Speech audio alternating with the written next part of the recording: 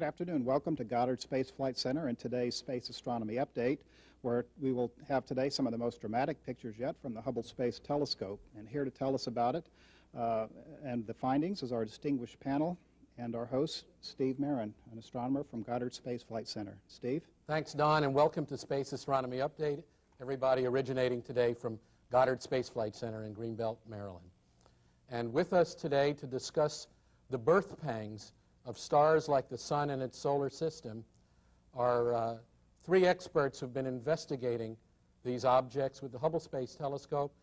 Professor Jeff Hester from the Arizona State University in Tempe, an investigator of nebulae of some distinction, and a member of the original Wide Field and Planetary Camera team for the Hubble Space Telescope. And also we're glad to have a young postdoctoral researcher, Dr. Jon Morse of the Space Telescope Science Institute in Baltimore, did his PhD on these objects at University of North Carolina, a Harvard graduate. And welcome back to Space Astronomy Update, one of the optics experts of the Hubble Space Telescope, a member of the Wide Field and Planetary Camera 2 team from the European Space Agency and Space Telescope Science Institute, Chris Burrows, Dr. Chris Burrows.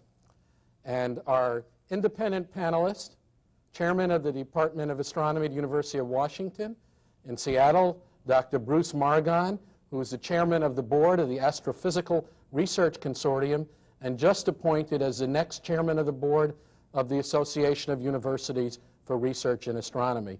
Head of two boards, but he won't leave any one board because he's one of the brilliant communicators of astronomical research. Now we're talking about her big Harrow objects, and Jeff Hester, what are they and what have you seen with the Hubble telescope? Well, I'll back up a little bit and first start talking about why it is that star formation is such a fascinating question. When we look at stars forming, astronomers never get a chance to actually see stars forming.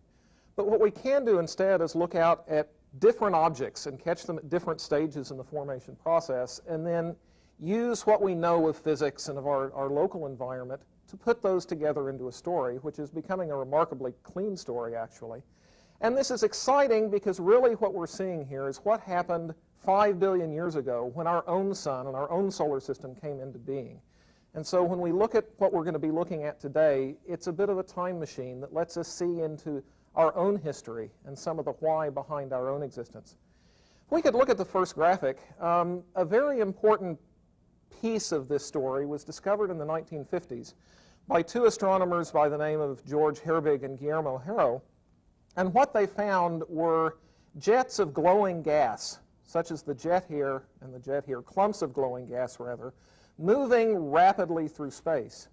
What we now understand is happening is that right about where the cross is now, there's a brand new star that's forming. Material is flowing away from that star in two jets, one in this direction and one in this direction. It's called a bipolar outflow. That material is streaming away from that forming star, and then up in this area and down in this area, it's running into ambient material, the material that was around that star. This is a space telescope picture of an object called HH12, which is one of 4 different objects that we're going to see images of today.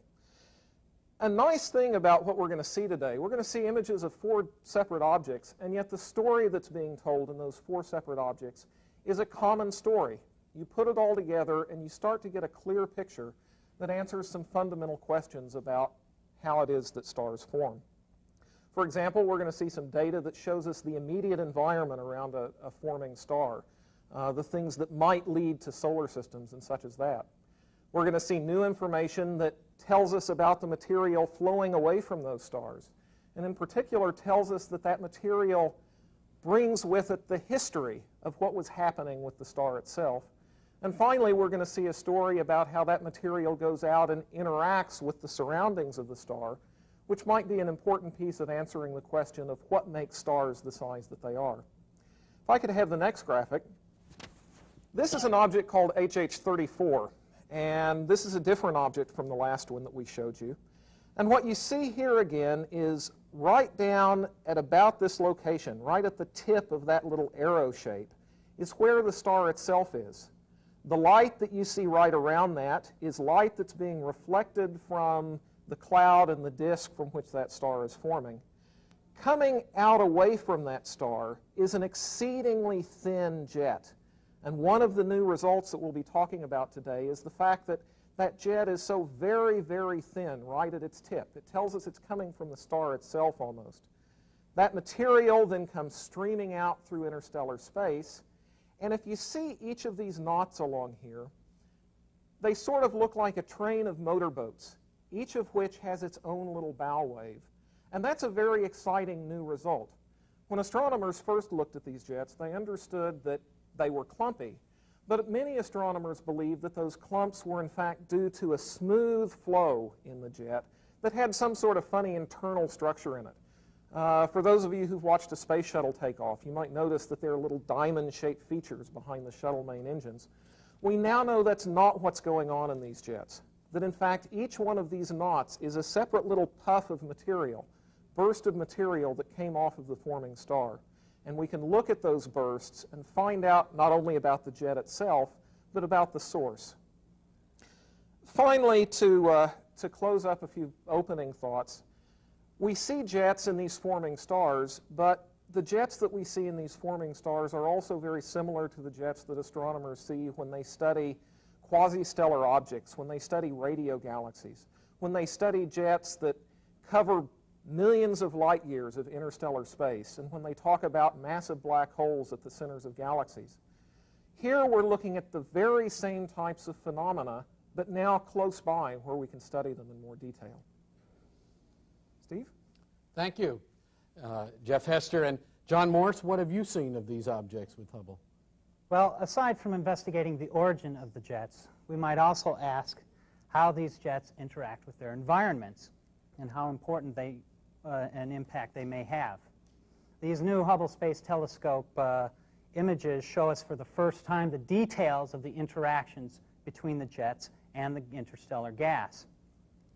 First of all, the jets travel at very high speeds, hundreds of kilometers per second, and shock waves form along the flow where it interacts with the interstellar gas, causing the jet and that interstellar gas to glow. These shock waves sweep away material from the protostar and may, in fact, restrict how much material is available to build the star. Secondly, the jets propagate for very large distances, at least several light years in some cases. They deposit considerable energy into the gas clouds, which are forming stars. And so, somewhat ironically, if you have a gas cloud which is sitting there forming stars, the actual process of star formation may wind up destroying the gas cloud. For example, let's look at the HH47 system. If we can bring up the first graphic. This is a ground-based image taken by Bo Reiperth at the European Southern Observatory. This is the outline of the cloud here, and there's a single star which is forming down in the cloud. The star is located about right here. It's invisible in the optical, but we can detect it in the infrared. This jet is driving two jets, one to the northeast, which is up here, which is slightly inclined towards us, so it comes out of the cloud and we can see it. The other jet we can faintly see right here, and it is heading off in this direction. Now let's zoom in on the details that the Hubble Space Telescope image shows us. First of all, we see that the jet has carved a hole in the gas cloud. Remember, the star's about right here, and this jet is speeding off to the northeast direction here. These white filaments are the walls of the cavity, and it's just reflecting light from the star, which is here, which is shining through the hole carved out by the jets. The real news in this story is that we can see these thin shock structures along the edges of the jet, highlighted in blue-green here. There's a series of them associated with these knots, and there's a big one up here associated with the bow wave. Now, these thin structures had never been seen before in exquisite detail that we're seeing here, and this is the first time we've been able to tell how the jet will transfer momentum to the gas cloud. Okay, thank you, John. And Chris Burrows, you were with us last when you discovered these or obtain a beautiful image is the 3 rings around supernova in 1987A. Want to know what you have to top it today. Well, in some ways this does top it. What we see with Hubble now is an image of a star in the closest star-forming region. So here we have a unique opportunity. This is the closest star-forming region to us, and we're looking at it with the most powerful telescope available to humans. And what we see is around the star, we see the disk of material that's falling in to form the star, and we see the jet being formed. This is the image that we've obtained, and you can see this disk here. This is the top surface of the disk, the back of the disk, and this is the front of the disk. These are both being lit up by the star that's forming in the middle here. Now we can't see the star at all because it's obscured behind the disk itself. There's a very dense band of dust between us and the star, and in fact only 1 in 100 billion photons that come from that star actually make it back out to us directly. But quite a few, as you can see, are reflected from the disk, so you can see the shape of the disk, and we're able to quantitatively model it. Then we're also able to see the jet as it comes out from the star, and as the disk collapses to form the star, it's superheated, and the jet is material that's escaping in the only free path, perpendicular to the disk. It gets jetted out in both directions, and we're able to see it as a very fine stream coming right from the star. It's unresolved even by Hubble close into the star, which means it's got the scales of less than the size of our solar system. Our solar system itself would fit in this image at about that size there, across there. So you can see that we're seeing now on the scale of our own solar system a star in the process of forming. And indeed, when this star has formed, the material that is left behind in the disk could well eventually form planets. So, Steve. Okay, thank you, Chris. And Bruce Margon, these are amazing pictures of jets and all. I'm sure most people haven't thought of phenomena like this very much, and when people read about how the sun might have formed or stars formed. How does this fit with how our solar system got into being? Well, you're right, Steve, that when people think about these narrowly focused jets in astronomy, they normally think about larger scale, far more violent events in astronomy, like quasi-stellar objects that are ejecting huge amounts of material over scales of millions of light years. Here we're talking about a far more common phenomenon, indeed a phenomenon that every star has to undergo, namely collapsing from a diffuse cloud to become a star. And yet we see that these jets still occur, and they occur remarkably, even though the scale is far, far smaller, with the same very, very fine pointing and collimation. And perhaps most remarkably of all, we see these accretion disks, these flattened pancakes of gas that expel these jets. Now, the most remarkable thing that I've seen thus far is this very most recent image that Chris just shows. Maybe we could put it back up again. If I were asked to draw on a napkin for a student a disk of gas that is falling onto something and some jets that were then expelled out, this is exactly the drawing that I would make. But this is not a drawing. This is a picture. This is an image obtained by the Hubble Space Telescope of an accretion disk. Accretion is a fundamental property in astronomy. The water can't fall right down the bathtub drain. The water has to swirl around first. No matter what the environment in astronomy is, the gas can't fall right onto something. It has to swirl around first to shed its spin tendency, to shed its angular momentum. So everyone has always said these disks must form, and you draw this little cartoon.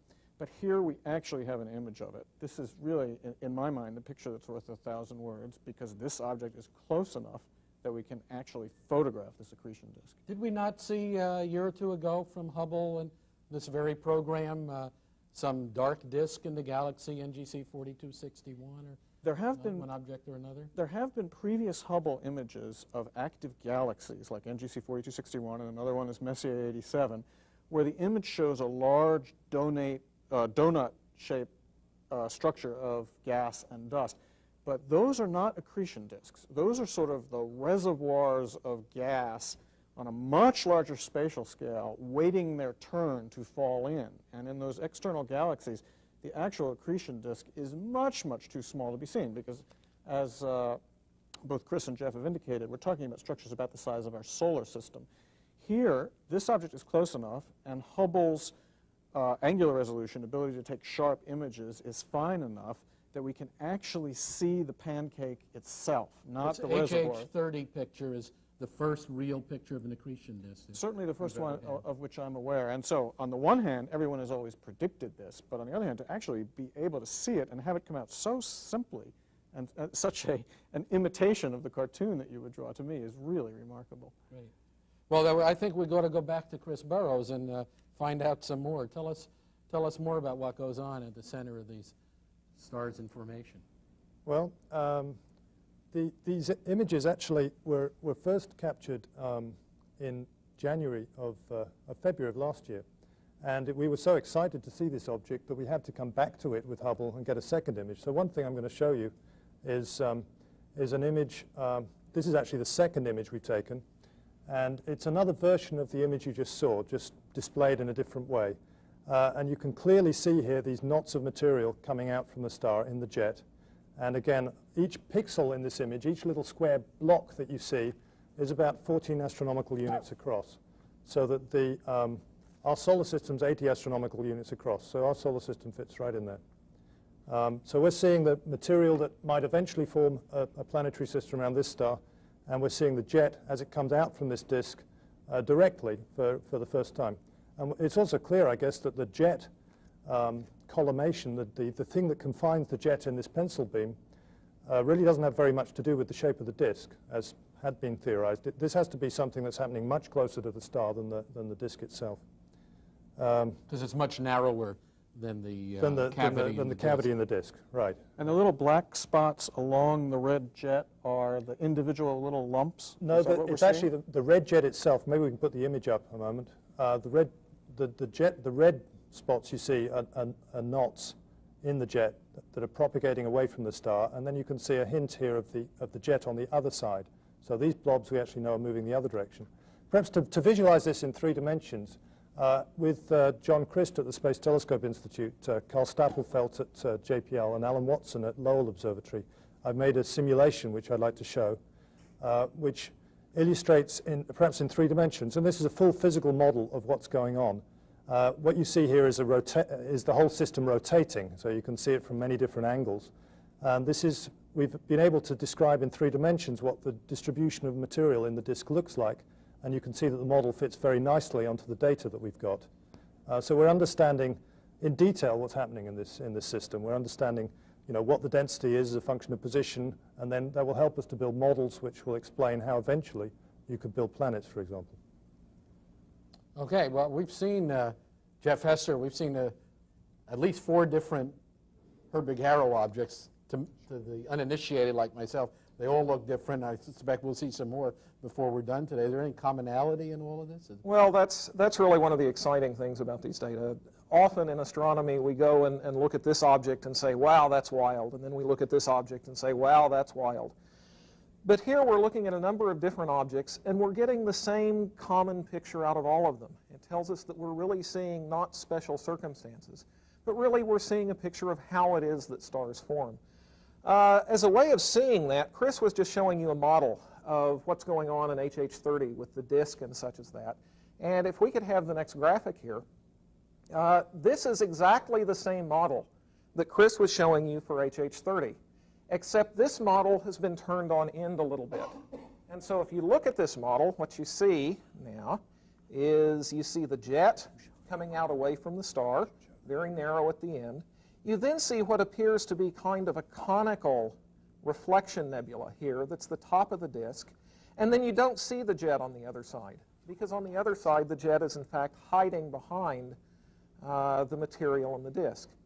When we look at HH34, which was the same object that we looked at before, we see a picture that looks very much like this model. If we could have that graphic, please.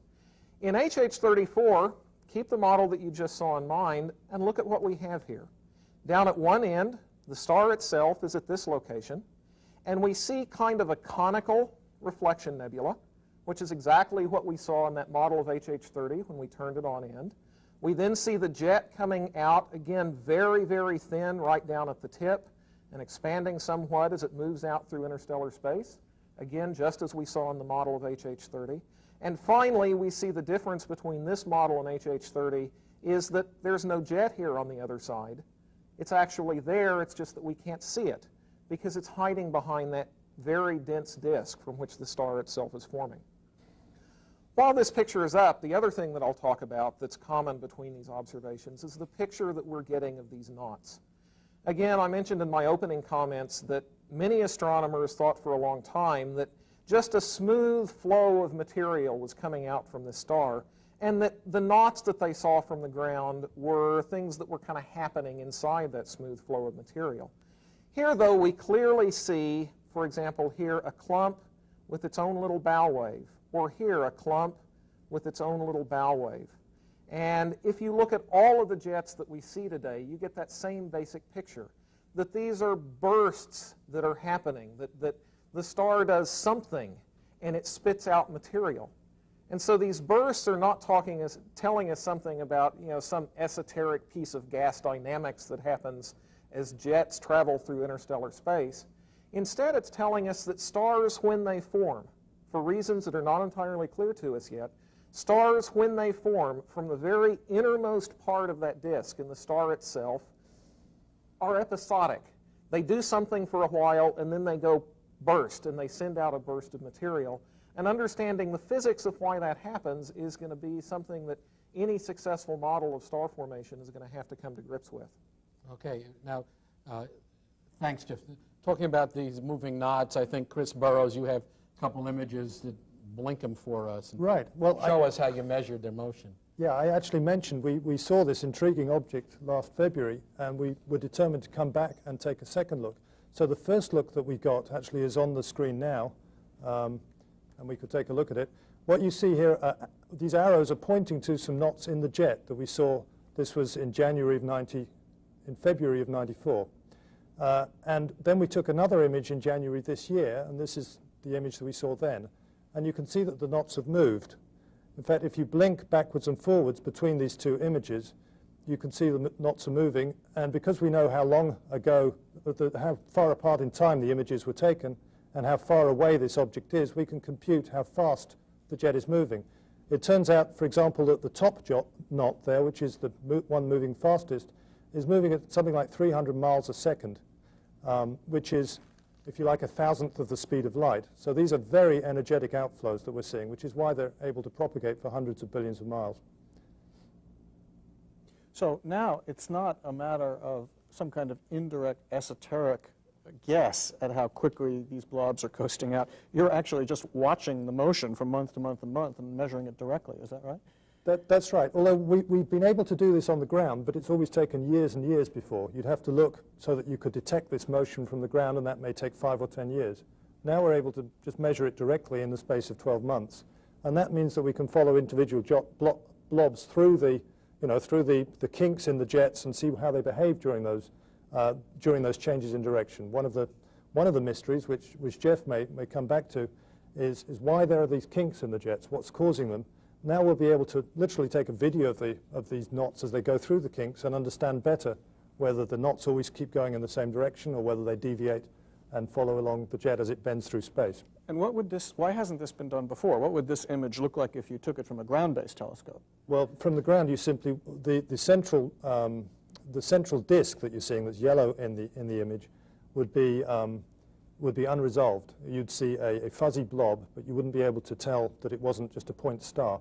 And in the knots here, remember this is the closest example, the knots here from the ground would be very difficult to resolve. They're only a few tenths of an arcsecond apart. So the whole thing would really just look like one fuzzy mushroom. Right. You'd see that there was a jet there, but you wouldn't be able to resolve easily the individual components. It's kind of fortunate that the nearest one has just the ideal orientation to our view, that it's in profile. Well, there are a number of stars in this star-forming region we've looked at. This is easily the best example. I see. Okay. I think we want to look into the physics a little and ask Jeff Hester and Jon Morse, what do you think makes these things come out episodically? And if you want to get into the kinks, tell us about that too. Well, the physics is the right word. One of the very most exciting things about this is that we're finally getting a close enough look at what's going on that we can start doing some physics.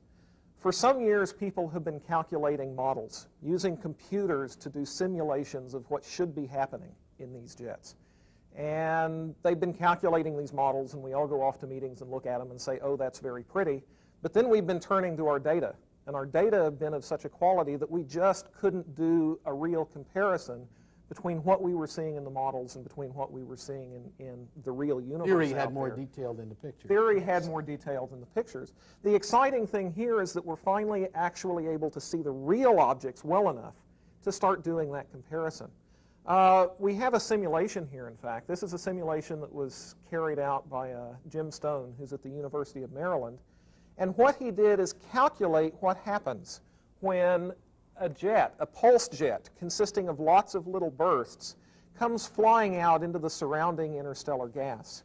And what you see here, these individual, if I could have the cursor on, please. The little motorboats. The little motorboats, exactly. These individual knots are the pulses that are coming out from the source. And you see that as they move along, each one has its own little bow wave, just like a motorboat has its little bow wave, which is exactly the kind of structure that we're seeing when we're looking at these jets. And so all you have to do, when we got these data, it was really exciting because we had seen these models for the past several years.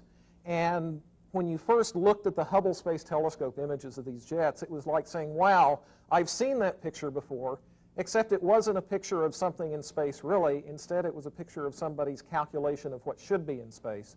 And that's the kind of thing that when it happens for an astronomer, it's really very, very exciting because it tells you just almost instantly that there's something that now you understand that before you didn't. Another piece of that model that you just saw was the individual blobs of gas coming along and running into the bow wave at the end. So this material was coming along and one knot hit, smack, and then the next knot caught up with it and smack, over and over again. Well, when you look at another object, this is a HH1, if I could have the next graphic, please. Another very exciting thing was that we saw exactly the same phenomena there.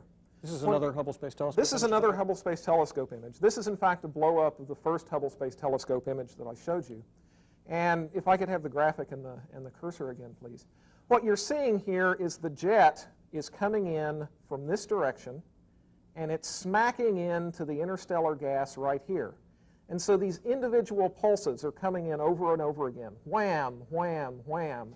And what we saw here that was really fascinating is that right up here at the very front of this is the bow wave of one of those pulses, and then immediately behind it, coming right up on its wake, is the bow wave of another one of those pulses.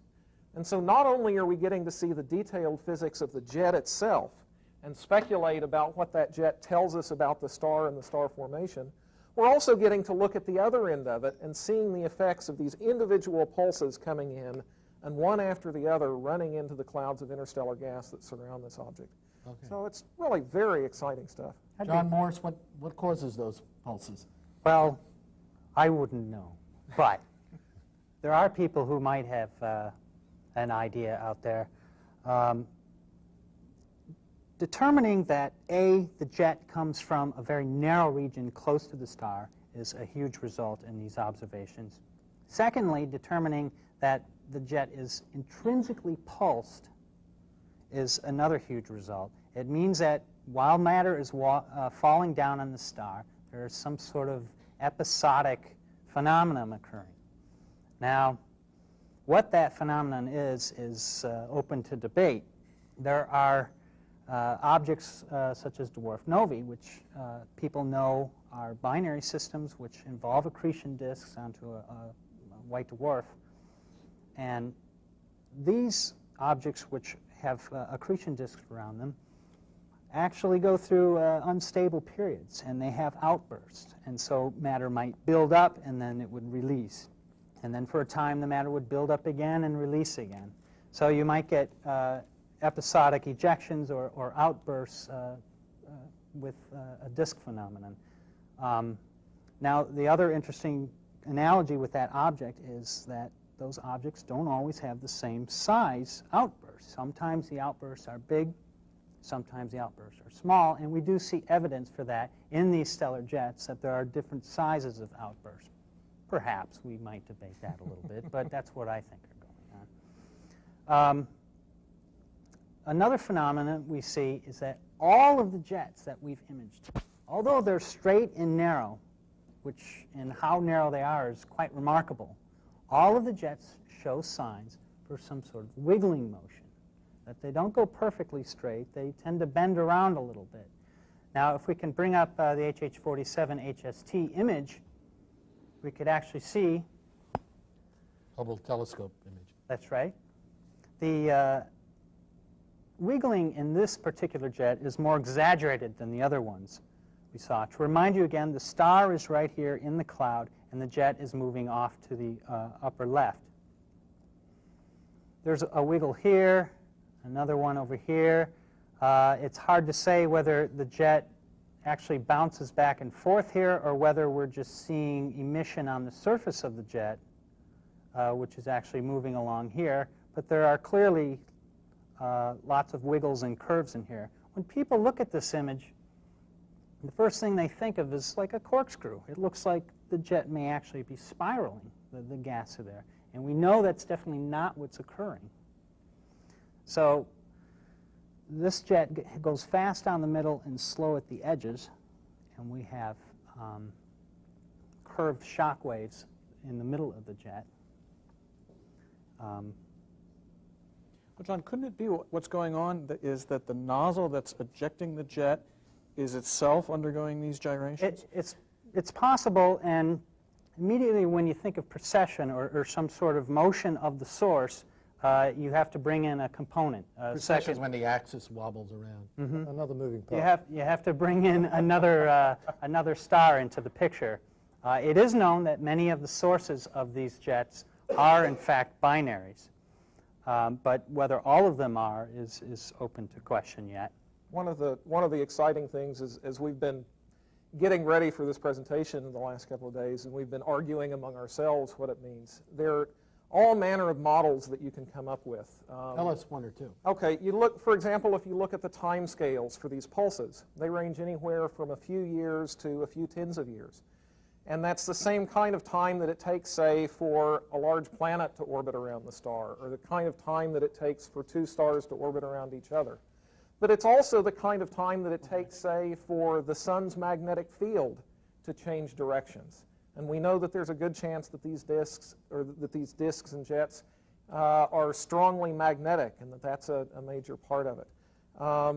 Lots of other speculation. And again, we're not giving you answers today, but instead we're saying that there's lots of neat stuff in here. And before we really say that we understand star formation, we're going to have to say that we understand all these phenomena that we're speculating about today. I'd like to interject first that actually we do not have direct evidence that the jets are strongly magnetic.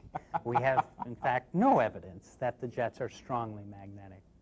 We know, I believe some work I did on my thesis, I made estimates that there are at least some moderate magnetic fields far out in the jets, way far away from the star. Now, those magnetic fields might be much larger near the star, where the whole structures are compressed. Okay. But I would say that probably magnetic fields, as far as the dynamics of the jets, don't have much to do with the real shape of things. Well, but there's a response to that. I'll get off pretty quickly. There's a response to that, and that is that we can see where the gas is. There are two basic models for how these jets are collimated. One of those models is that there are magnetic fields that force the gas to flow along in that direction. The other model is to say that there's gas around that contains the jets. And when you look at these pictures, for example, both the HH34 and Chris's HH30 observations, you see that there isn't gas right around the jets like that. In fact, that you see things are pretty well wide open, and this jet comes screaming right out of the middle of it. And it's hard for me to imagine how you're going to do that without invoking some strong role for magnetic fields. Well, I would say the role of the magnetic fields might be very important by the star. All right. This is a subject we'll return to in another 5 years or so. There's going to be a new camera on the Hubble telescope. We'll get even better pictures, and maybe we'll hear more about it before then. But right now, I want to thank all the panelists and give this back to our announcer, Don Savage. Thank you, Steve, and panelists. We'll start taking questions if we have any here at Goddard. Oh, excuse me. Please, can you wait for the microphone so we can get you picked up? And please state your name and affiliation. Thank you. I'm Kurt from the Washington Post. What are, to the extent that it can be understood, the range of masses either of the jets or of the protostars that are forming? If this is truly a common phenomenon, then presumably you have a range of masses that you're dealing with here? Yes, the protostars that we're all looking at probably have masses similar to those of our sun, or in fact maybe much smaller. These are all low-mass stars as the range of stellar masses come. The masses in the jets are Much less. yes, much less, but they're about 1/10 millionth of a solar mass lost per year in one of these jets. So in order to get an appreciable amount of mass loss in one of these jets, the jets would have to be very old, in like millions of years, but they really aren't. They're maybe 100,000 years old at the most. So the masses are very tiny. Now, what fraction of the mass that's ejected in the jet as a fraction of how much is falling onto the star, that's still not real clear. We know it's at least probably about 10%, but maybe higher. Could be more, and could explain why you don't make massive stars. You only make low mass stars this way. In fact, I think one of the most interesting things about these pictures is, for years, guided only by the extragalactic cases, the flashy exploding galaxies that have jets, astronomers said, how are these jets made? You know, the details look so complicated and all that. Now, I think we're beginning to realize that the answer is, why doesn't everything have a jet? That is, it seems like that the process of accretion is almost inevitably accompanied by the process of this narrow collimated expulsion. The question is not how do you make jets, it seems to be the question is how do you avoid making jets, because here we look at the very closest cases of accretion that we can see anywhere in the universe, namely things that are happening quite close to the sun, and we see these things that we used to think were very exotic. So if you were here at the birth of the sun, Bruce, you would have seen an amazing fire rocket going up there. I think the conclusion is becoming inescapable that you don't get accretion disks without also getting these narrow ejected fire hoses on all different spatial scales, whether they are calm, quiet formations of low-mass stars or whether they're these very violent accretion onto massive nuclei of entire galaxies. Although even these events are not that calm and quiet, given that the material's blasted off this as ionized plasma at hundreds of kilometers a second. So we're talking a very energetic thing. This is far more energetic than the star is when it's finally been formed. I wouldn't want to be standing in the way. You're absolutely right. Any further questions here at Goddard?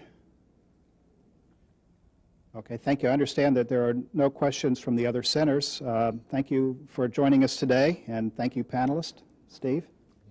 That concludes our program for today.